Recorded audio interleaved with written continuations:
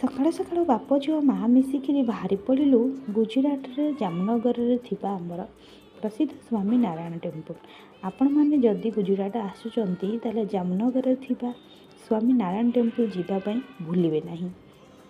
ହଁ, ଯଦି ଆପଣମାନେ ଗୁଜୁରାଟ ଫାର୍ଷ୍ଟ ଟାଇମ୍ ଯଦି ଆସୁଛନ୍ତି ତାହେଲେ ନିହାତି ତ ରହିବା ପାଇଁ ପଡ଼ିବ।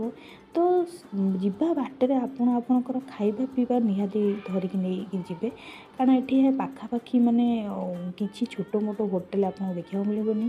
ତ ଆମେ ଡାଇରେକ୍ଟ ଏଠୁ ଆମ ପ୍ଲାନିଂ ହେଲା ସ୍ୱାମୀ ନାରାୟଣ ମନ୍ଦିର ଯିବା ପାଇଁ, ବଟ୍ ବସ୍ରେ ପ୍ଲାନିଂ ଚେଞ୍ଜ ହେଇଗଲା ହଜବେଣ୍ଡଙ୍କର। ହଜବେଣ୍ଡ କହିଲେ ନାଇଁ ଫାଷ୍ଟ ମେଡ଼ିକାଲ ଯିବା। ଇଏ ହେଉଛି ମୋର ଲଲିମୀ ଚୁଚୁମୀ ଝିଅ ଏକମାତ୍ର, ଆଉ ଇଏ ହେଉଛନ୍ତି ମୋର ପତି ପରମେଶ୍ୱର। ଡାଇରେକ୍ଟ ଆମେ ଆସିକିରି ପହଞ୍ଚିଗଲୁ ମେଡ଼ିକାଲରେ।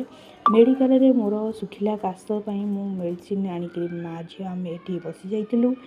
ତ ଏଇଟା ଥିଲା ହସ୍ପିଟାଲର